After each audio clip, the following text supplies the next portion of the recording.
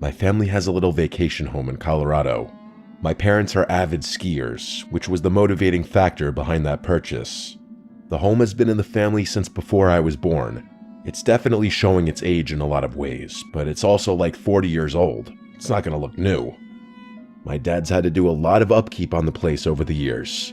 It's still in our family today, and it's really on its way out at this point. My dad talks about knocking it down and putting up a new place, but I don't really get involved in his decision.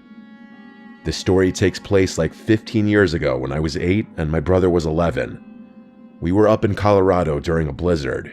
The snowfall was insane, and of course, my brother and I had to go out and play in it. The great thing about going up there when we were kids was the sheer amount of space. The property has a huge opening with woods surrounding in all directions. There's a dead-end road that goes downhill which leads to a few more, almost equally big properties. It's the perfect layout for hide-and-seek or snowball fights or any number of games like that. My brother Josh and I went out in our snow gear to play our snowball fight game with our own little custom rules. Basically, we'd set up 2 forts. We could pick our forts to be anywhere, but we had to tell each other where we were picking. We would then make one giant snowball as the so-called jewel that we'd have to successfully steal from the other base and bring back to ours. Josh chose to make his base on the nearest neighboring property. There was almost never a car, like 9 times out of 10 that we'd go there, so we'd often play games on their property too since they were never there. What we'd do is build little walls to emulate a fort, and then put the big snowball behind the walls. So to get to each other's bases in this game, we could either cut through the woods or take the road up or down to get to the opposite fort. Once Josh ran down the road and disappeared, I was supposed to wait for him to blow the whistle to signal that the game began. I waited for a while, like a long while, over 5 minutes. He had already set up his fort by then, so all he had to do was get back down there and blow the whistle. When it hit around maybe the 10-minute mark is when I decided I probably just couldn't hear the whistle from there, so I started plotting my route. Was it better to go through the woods or down the road? I opted for the road because honestly, going through the woods during a blizzard at 8 years old was a scary thought. I started trudging through the unplowed snow on the ground as flakes of snow blew into my face. With the amount of layers my mom made me put on though, I wasn't cold at all. As I approached the driveway to the neighboring property, I looked through the trees and didn't see Josh over there. With all the brush and trees bare in the winter, it was quite easy to see through the woods. So I cut into the property through the trees to kind of sneak in, but Josh was literally nowhere in sight. I saw his fort, so I looked around, and when I could confirm he wasn't anywhere in sight, I approached his fort to grab the jewel. Before I could, I heard a woman's voice yelling out, "Excuse me, are you looking for your brother?" I turned in the direction it came from, and it was an older woman at the front door of the neighbor's house. I called back that we're playing a game. She responded with, "Your brother's in here." I was very confused. I started walking towards the front steps of the house, and as I got closer, the woman's face got clearer. To my 8-year-old mind, she looked a lot older than she probably was. As I got closer to the house, I noticed at one of the upstairs windows, there was someone looking out at me. For a second, I actually thought it was Josh. It was someone with half their face covered, presumably by a black beanie, and the bottom part of their face covered under the bottom of the window. I also noticed another trail of footprints leading to the front door. They had to be Josh's. The woman was giving me a very creepy smile. I remember that feeling of my heart dropping for some reason. She waved me inside to come in and get out of the cold.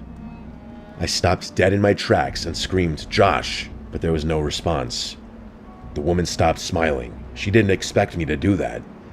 I also noticed that the other trail of footprints was doubled over. If it was Josh, his footprints turned around and headed back towards the woods. I then heard heavy footsteps from inside the house. They sounded like they were upstairs coming down. I started to run, and the woman screamed something at me or someone else that I didn't understand. I looked back once at the house, and that face that was upstairs at the window before was no longer there. I ran off the property back on the road, running through my previous footsteps. I started to hear my dad's whistling from up the hill, the whistling he'd do to get my brother and I home at dinner time. When I made it back to our driveway, my dad and Josh were there already, having been on their way to get me. Before I could even try to explain what just happened, Josh was already telling me that there were people in the neighbor's house telling him to come inside. I said the same exact thing happened to me, so my dad went down there with some kind of weapon in his hand while we waited in the home with our mom. He came back after a long while and said that the front door was locked and no one was answering, so we went to another neighbor's house, and they knew the owners of the house and they called them.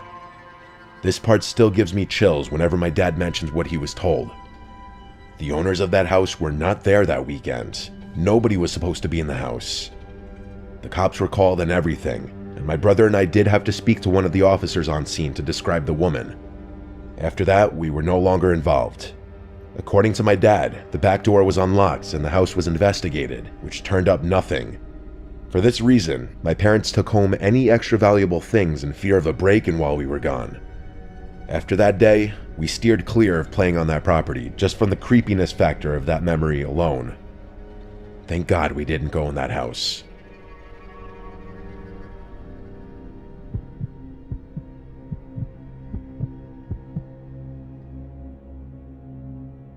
I've been skiing for as long as I've been able to walk. My parents used to ski competitively. That's actually how they met.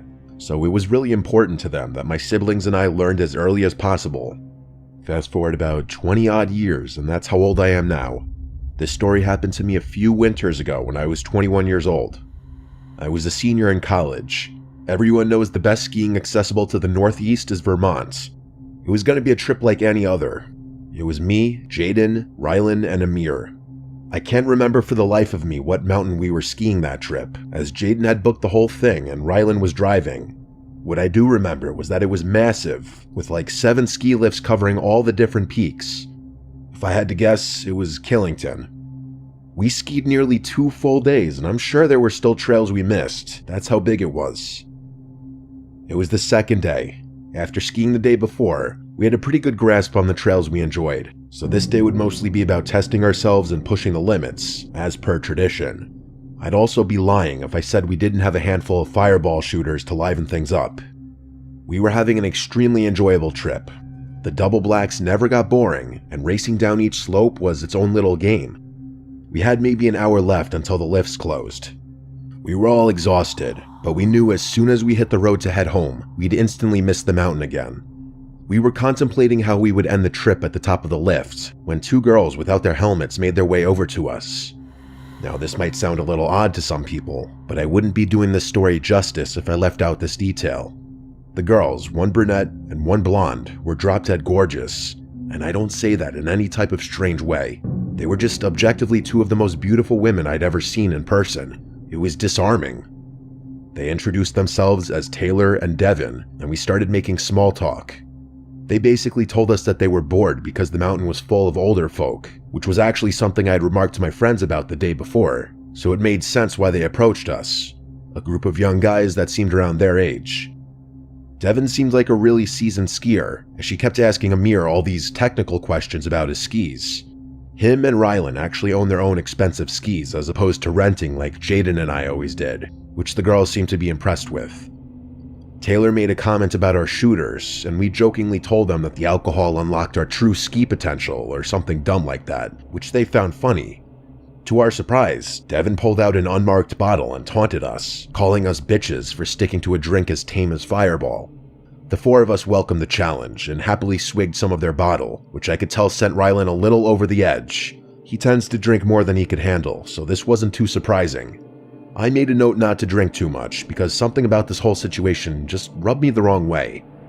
I still had trouble believing that these 2 girls would want anything to do with some dumb kids like us, especially since we were all wearing helmets and our faces weren't exactly visible. Things were going really well though. Amir was being his usual overly flirtatious self, but Taylor seemed like she was into it, so I didn't complain. I figured we were just going to spend the remainder of our time on the slope with these girls, which I didn't really mind too much. Hell, maybe they knew something we could do after the slopes closed. Just then, Devin asked us if we had skied down a trail called Devil's Forest, a name which I definitely didn't recognize.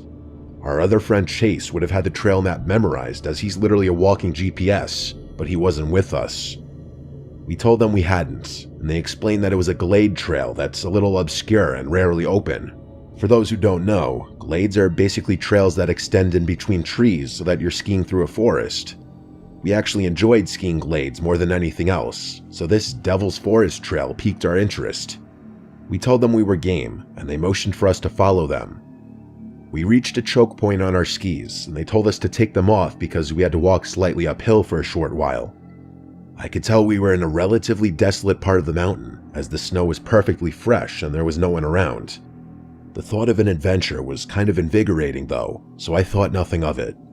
Drunk and curious, we clipped our skis off and followed the girls up the mountain.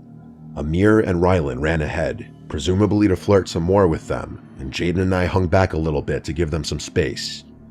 As we followed, I could tell Jaden looked a little wary, so I asked him what was on his mind. I like to think of us as the rational, level-headed ones in the group.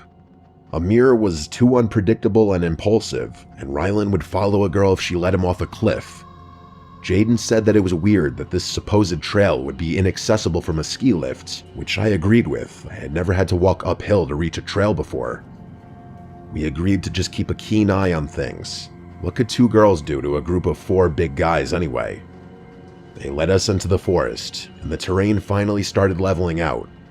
Jaden and I caught up with the group, and it was apparent that Rylan and Amir had both made considerable progress.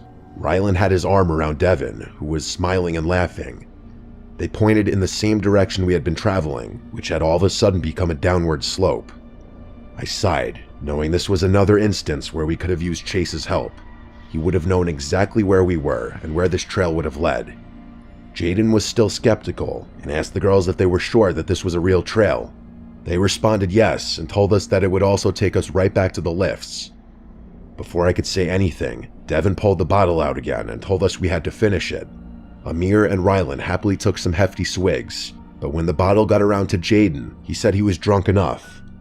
As soon as he spoke, I could have sworn Devin's smile became a really angry scowl for a split second, but by the time I blinked, she was smiling again. I must have been the only one to notice because I looked around at my friends and their expressions were all normal. She put on a seductive smile and batted her eyes at Jaden, asking him nicely. He reluctantly grabbed the bottle, if just to shut her up. By the time it got to me, I put the bottle up to my mouth but didn't actually drink. Everything about this encounter was triggering alarm bells suddenly in my head. I handed the bottle back to Devin, who put it away. I noted that neither girl drank this time around. It dawned on me that I hadn't seen either one of them drink anything this whole time. I checked my phone, half an hour until the lifts closed. I tried to come up with some excuse for why we couldn't ski this trail, saying that we wouldn't have enough time to get back up and down the mountain to where we had parked. The girls insisted that we'd have enough time and that the lifts were connected on the bottom anyway. Then, without warning, they told us that we were wasting too much time and took off toward the slope, telling us to follow them if we could. Amir and Rylan immediately followed, clearly hoping for a favorable outcome at the bottom. Jaden and I obviously didn't want to, but figured we had no choice but to follow, so that's what we did. I let Jaden lead the way, because after all, this was still a challenging looking slope, and skiing in the forest is no joke. I'm not sure what I was expecting, but when we made it to the bottom, I was relieved. The 4 of them were at the bottom of the slope, laughing and flirting like they had been before. Jaden and I caught up with the group, but something was wrong. There wasn't a lift in sight. We were still surrounded by forest on all sides. I sternly asked the girls where the lift was, and they told me to stop worrying and that it was close by. Then they said they'd take us there in a few minutes. I relaxed a little, assuming that I was worried this whole time about nothing. As I was rubbing my eyes, I heard a distinct thump in the snow. I opened them to see Rylan, who was literally passed out on his back in the snow. The girls laughed, calling him a lightweight, but I could tell it was more serious than that. Before I could even react, Amir slumped over too. I started freaking out, and I rushed over to them, unclipping my skis. I thanked my lucky stars that they seemed to be breathing normally, but I was beyond horrified. Jaden took a step towards the girls, asking them what the hell was going on. They seemed genuinely shocked, saying they have no idea what was wrong. Jaden took another step before he too passed out in the snow. I stared in shock, still trying to wrap my head around the gravity of the situation. I just couldn't fathom that this was happening to us. My head started spinning, and I was sure that I was next. The girls had stopped pretending by now, and they looked at me like they were waiting for me to pass out. I felt myself getting dizzy, so I sat down in the snow, even though I wanted to stay on my feet. I demanded to know what they had given us. They didn't respond or even move for that matter. I yelled at them over and over again, but they still didn't react. I wanted to get up, but I quite literally couldn't stand. I didn't pass out though. I kept my eyes open the whole time. Eventually, Taylor turned to Devin and said something along the lines of he must have not drank enough. She looked more pissed off than anything. Devin cursed before telling Taylor that they had to go. I was still frozen. After unclipping their skis, I watched them take Amir and Ryland's skis before trudging off into the woods. I had to do something, but my body still felt numb. I couldn't just let them walk off with my friend's skis. I knew they wouldn't be able to move that fast carrying 2 sets of skis each, especially through the snow.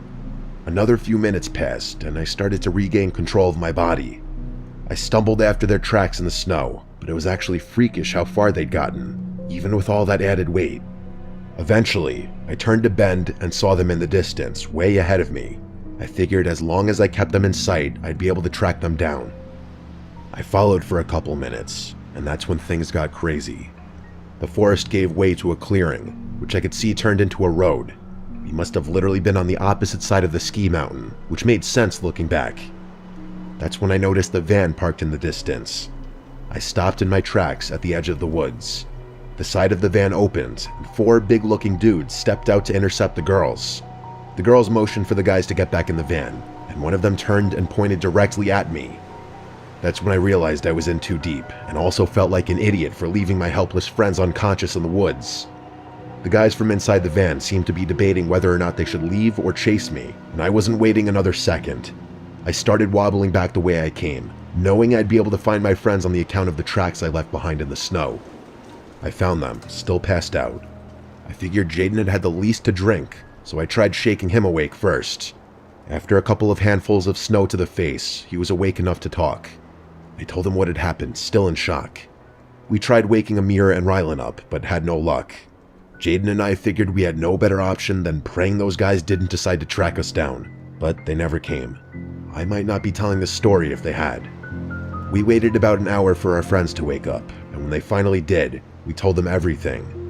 We had a million questions. Who were those girls? Who were those other guys? What were they going to do to us? It was chilling imagining what could have happened had I not been quick enough to pretend to drink. Best case scenario was that we would have just woken up robbed, but even that would have been horrible. Something tells me that no one would go to those extremes just to rob some broke college-looking kids. Besides, who really keeps valuables on them when skiing? I guess Amir and Ryland's expensive skis were worth stealing, but it still felt like overkill. Plus, how would they have even known that we had expensive skis with us as opposed to renting? Things didn't make sense. Finding the car was hell. Reporting it to the police was hell. The drive back home was hell. The people running the mountain swore they'd identify those people, but we obviously had to get back on the road and couldn't verify that. The police took it a little more seriously and told us we'd be updated should anything come up. I think it even made local news, but it's been years now, and they obviously never found everything. To this day, we have no idea what kind of roofie they even gave us. Nothing online described anything that was so effective so quickly, especially in a moderately small amount. Our best guess was that the substance was a mix of drugs, which makes sense because all my friends were feeling kind of woozy after they woke up. Those girls and whoever else was behind the whole thing were some sick people. I can only hope it was just an elaborate robbery and nothing more sinister.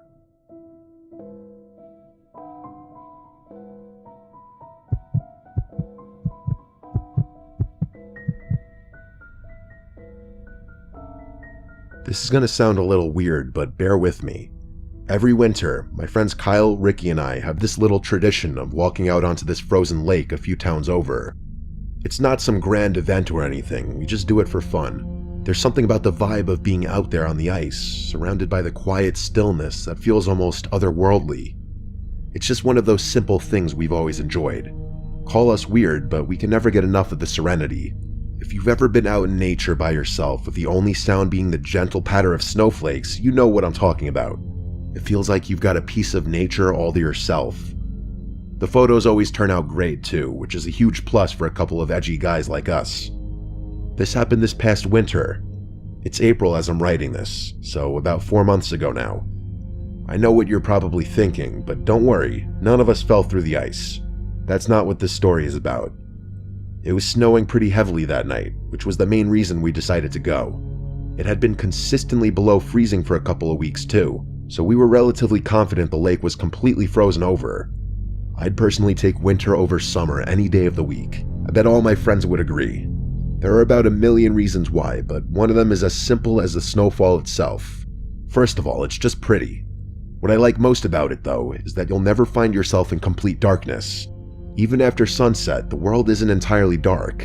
The light reflecting off the white snow blends day and night, so you're left with this really surreal feeling that doesn't arise from anything else.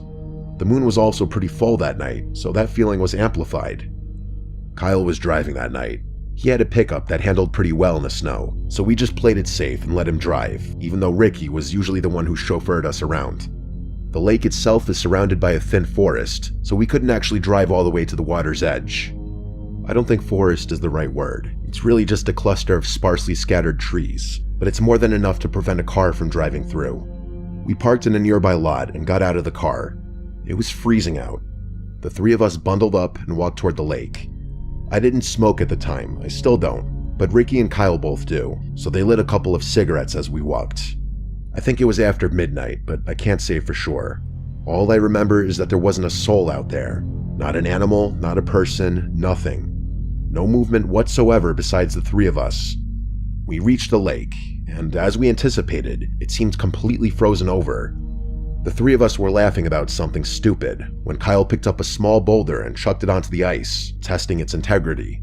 It didn't even crack, so we took that as an indication to make our way towards the middle of the lake. We obviously didn't go super far on the ice, that would have been careless, but we did venture a decent ways away from the ledge. We were maybe 100 feet out when something caught our attention. On the far side of the lake, near the edge where the trees bordered the ice, something big and dark was moving. We stopped talking immediately. We just stopped in our tracks, watching. Whatever it was large, hunched over, and moving slowly toward the lake. Finally, we realized what we were looking at. It was a bear. Ricky was the first to say something. He whispered, "Is that a bear?" as quietly as he could. I didn't answer. My heart was already racing.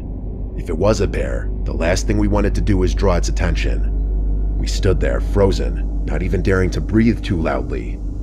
But then, as the figure moved closer, something felt off. The way it walked wasn't quite right. Too upright. Too human. It also looked like there was something dragging behind it. Nothing about it made sense. It was one of the most bizarre things I'd ever seen. And that's when it straightened up completely, and we realized the truth all at once. It wasn't a bear. It was a person. A person wearing some kind of bear suit. Kyle said, "What the hell," in a low voice, and I was thinking the same exact thing. I know it doesn't sound scary in a generic sense, but if you had been there, you would have been terrified too. I tried to respond, but the words wouldn't come. I don't know if I was more afraid or confused, but something told me to stay quiet. The figure kept moving toward the ice, dragging something behind him. At first, it was hard to tell what it was. The snow blurred the details, but as he got closer, I realized he was holding a rope that was attached to the thing he was dragging, and a few moments later, we could see it more clearly. It was a small black bag. It looked like a smaller sized garbage bag, if they even made those. Either way, it was chilling. We stood there, unsure of what to do. My mind was screaming at me to turn around and leave, but my body felt paralyzed. I couldn't move. I don't think Ricky and Kyle were too keen on turning around and leaving either, because neither one of them flinched. I probably wouldn't have left right then, even if I hadn't been so scared. I needed to know what that person was doing. And then, as if the situation couldn't get any stranger, the man unzipped and stepped out of the bear suit.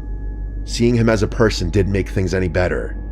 He wasn't particularly large or intimidating, but there was something unsettling about him. We watched as he bent down, presumably to pick up a rock, but I couldn't tell from so far away. And then the sounds started. He knelt down, holding what looked like a rock, and began repeatedly slamming it into the ice. It might have been placebo, but I swear I could feel the vibration in the ice even from the distance. He was trying to break through, most likely to dispose of whatever was in that bag. Ricky tapped my shoulder, and I turned to see him and Kyle moving back towards solid ground. Without a word, I followed suit, and the three of us tried to move quickly without making too much noise.